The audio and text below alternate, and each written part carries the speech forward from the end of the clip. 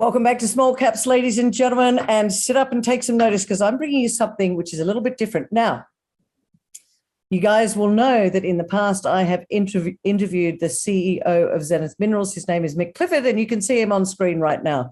He's with me. But it's a double act today because I'm also talking to the managing director of the Saudi Arabia EV Metals Group, and his name is Michael Naylor. He's the managing director. Why?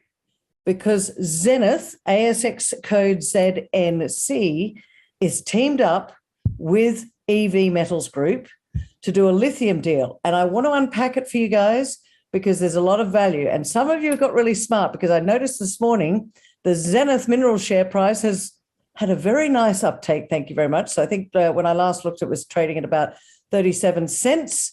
And when Mick and I last spoke, it was at about 22 cents. So sit up and take some notice, ladies and gentlemen, and let's welcome Mick Clifford and Michael Naylor. Gentlemen, great to see you both. Now, this is very exciting for both companies. Now, to make it clear, Zenith Minerals is listed on the ASX. ASX code is ZNC. EV Metals Group, Michael Naylor, this is a private group. It's from the Kingdom of Saudi Arabia. You have the capital, you've done a deal with Zenith. So let me start with Mick. Mick, welcome back to Small Caps. It's a bit different today. Let's just talk about the basis of this deal and why it is so interesting and so exciting for Zenith, because you do have some lithium, but you've also got copper and gold and other projects. How does this all going to work? Yeah, sure. Thanks, Kerry, and thanks for your time today. Look, last time we chatted, it was all about the gold portion of our portfolio. And look, just on that, we're waiting on assay results. We finished off a 150-hole gold drilling program last year, and those results, we're still waiting for those with the good old laboratories. So we're going to push those through. We anticipate announcing those results. And while we're also on that portion of the business, we're also waiting for drill results from our Devlin Creek copper project. So what we're doing at Zenith and in conjunction with EV Metals is that we're going to split our business into two.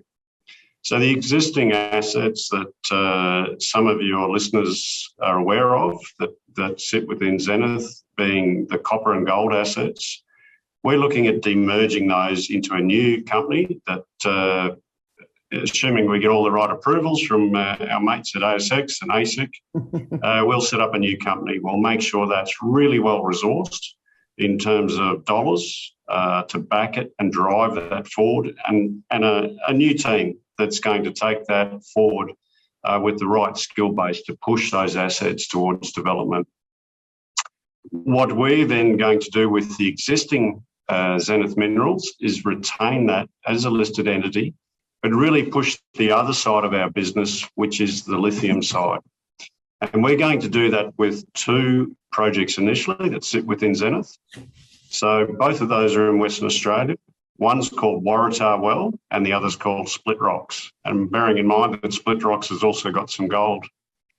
But EV Metals joined up with Zenith to really push that side of the business, the lithium sort of business. And we've signed and announced late last week a joint venture with EV Metals. So they're going to put in a minimum of $7 million, and I would suggest that could be a lot more than that going in over a period of time, because EV Metals is going to carry us all the way through to the end of a feasibility study. We'll retain 40% interest in the projects.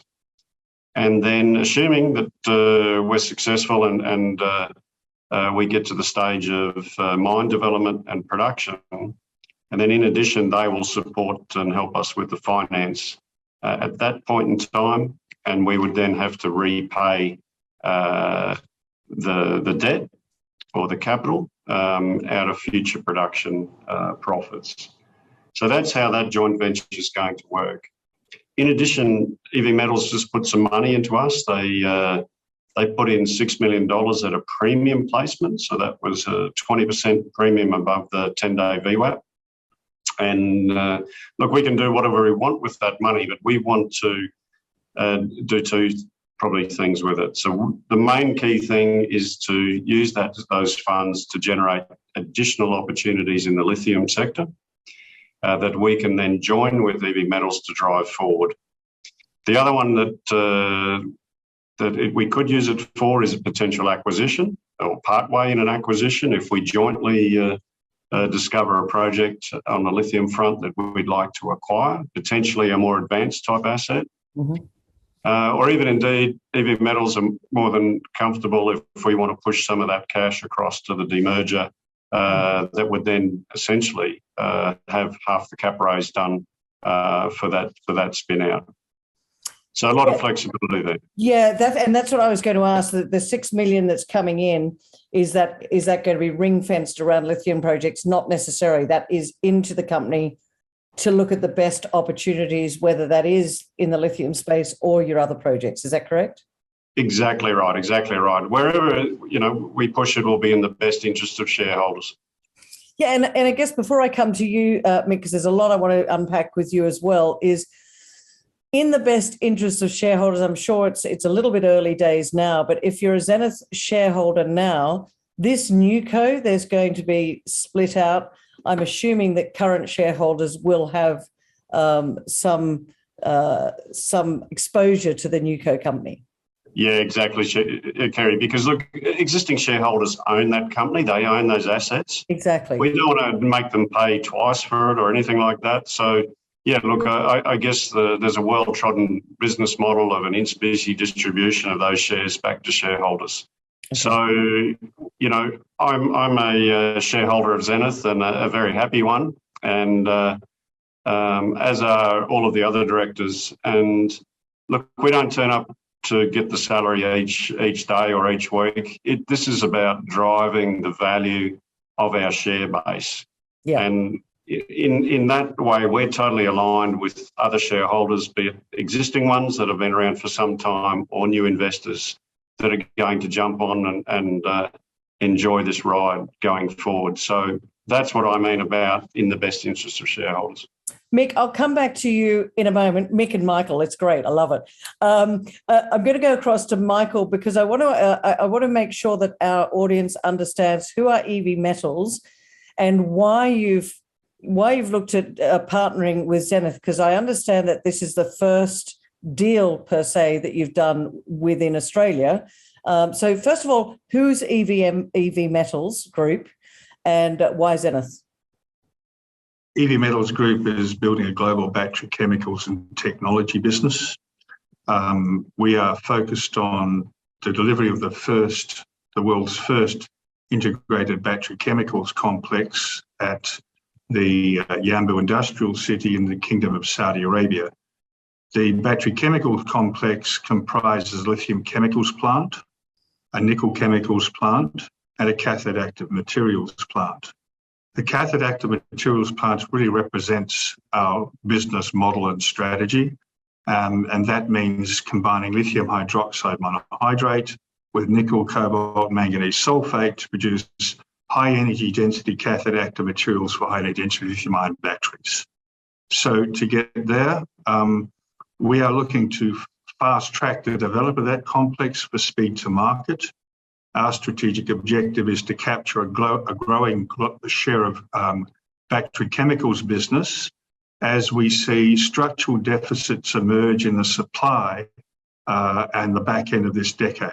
And to do that, we need a business model and strategy, which we have based on upstream integration of supply chains. So EV Metals Group is not a mining company.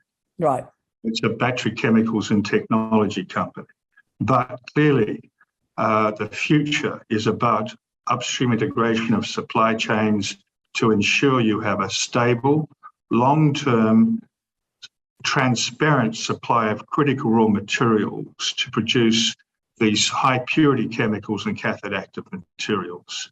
So that takes us to Zenith. We have front-end engineering design teams on 2 floors below where we sit.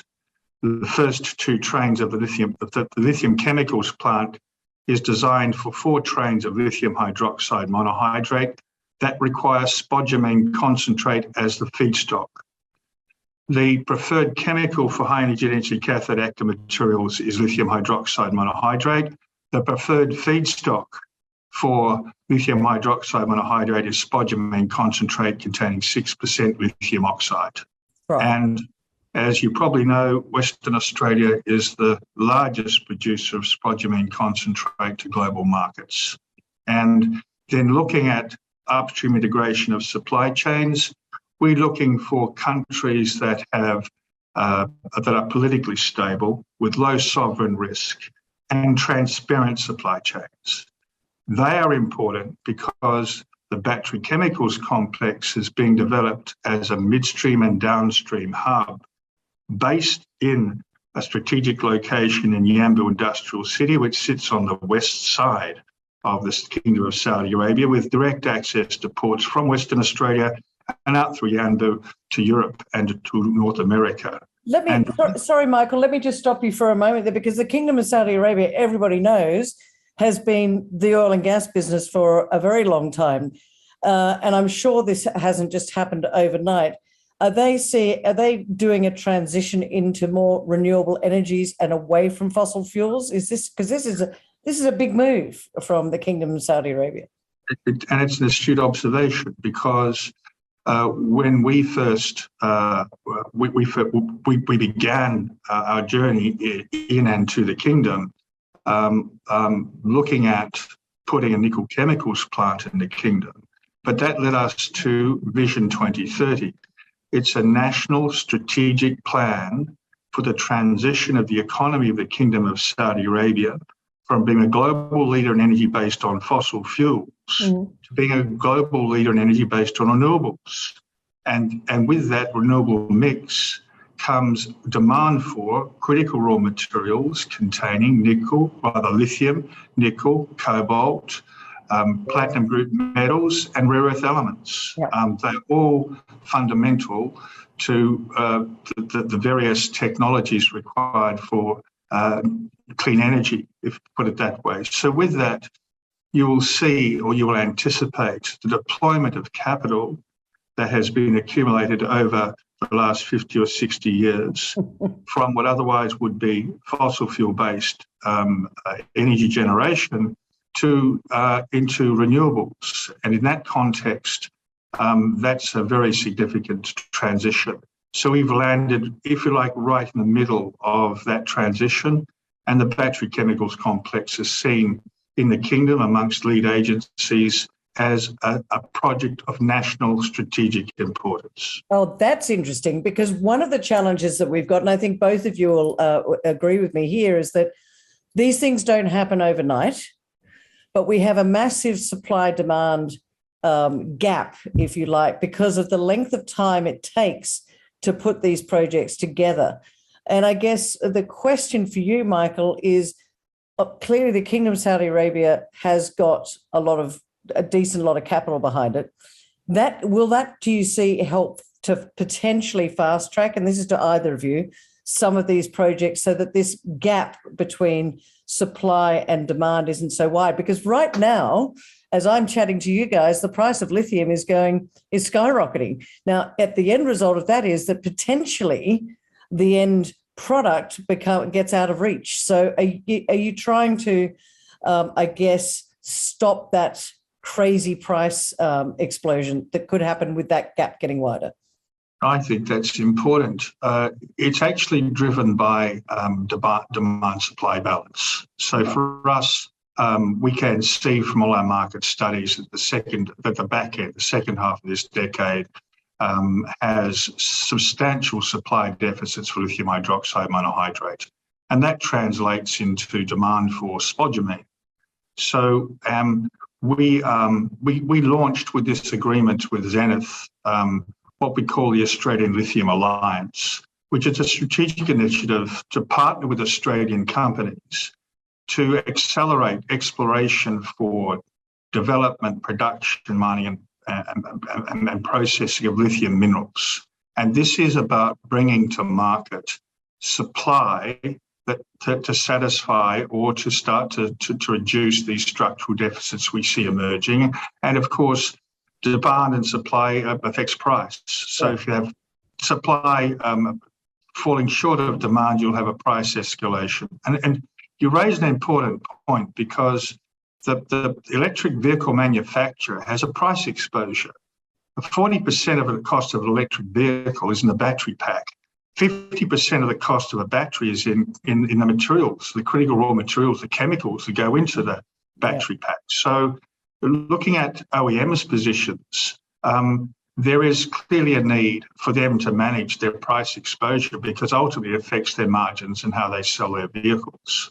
So working back from that, Kerry, as I mentioned earlier, we are fast-tracking the development of our battery chemicals complex, starting with 2 trains of lithium hydroxide monohydrate for speed to market. And that brings us to do the same for spodumene production. And that is the reason for our agreement with Zenith. Zenith is our first investment under this strategic alliance. We see the future of Zenith as being a pure lithium company, and we will work with Zenith to grow the production of spodumene through our joint venture.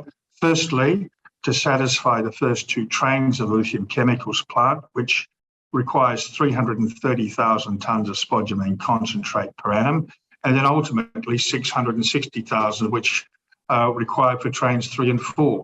So with that, if we work back, we're looking to commission the first train of the lithium hydroxide monohydrate plant in back end of 24. We need to be feeding that plant with a startup from a spodumene concentrate in the first half of 24.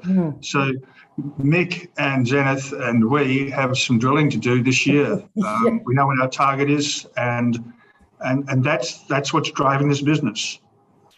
Thanks, Michael. Mick, in terms of this going forward, because as you said last time we spoke a lot about the copper and the gold, and you've said to me that that's going to be spun off into Newco. That's all good. What's your time frame? Give us the news flow for investors that are listening to us right now. Yes, okay. Well, I think it's about 40 minutes time. We've got our first joint venture meeting where the technical teams are sitting down and doing some final planning on work programs. We anticipate 1 drill rig mobilising to Waratah well this week. Okay. We've got rigs booked for split rocks drilling, and of course there'll be some integration with that work across both the lithium and the gold front. We're looking at resourcing and teams and people to assist with those programs. We're going to hit the ground running, and I anticipate, we'll have multiple rigs running on the lithium front, before, say, the first or second week of January. So, look, we're already well down the pathway of kicking off activities under the joint venture, and we only anticipate an acceleration of that activity as we go forward.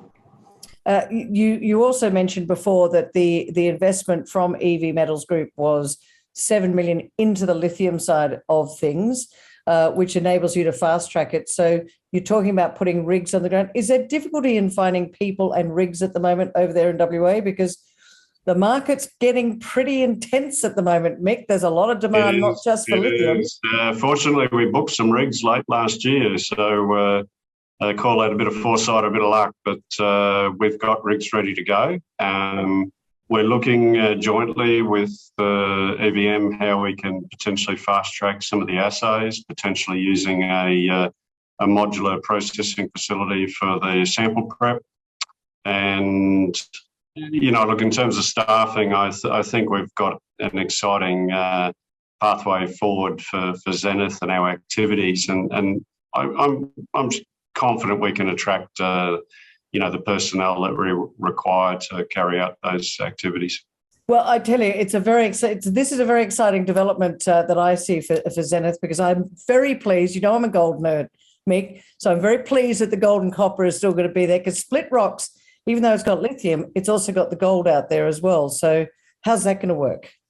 Yeah, look, Kerry, I know you're the gold bug, so don't worry. We won't be dropping or throwing the baby out with the bathwater, so as to speak. So, and as I said, we're going to accelerate the activities on the copper and gold projects as well. So I think there's an opportunity, and it's simply would work like this. If we drill a hole for gold and there's pegmatites in it that we think stand a chance of having spodumene mineralisation, so having lithium mineralisation, we'll let the EVM guys know and that portion of the team, and they can analyse that for lithium.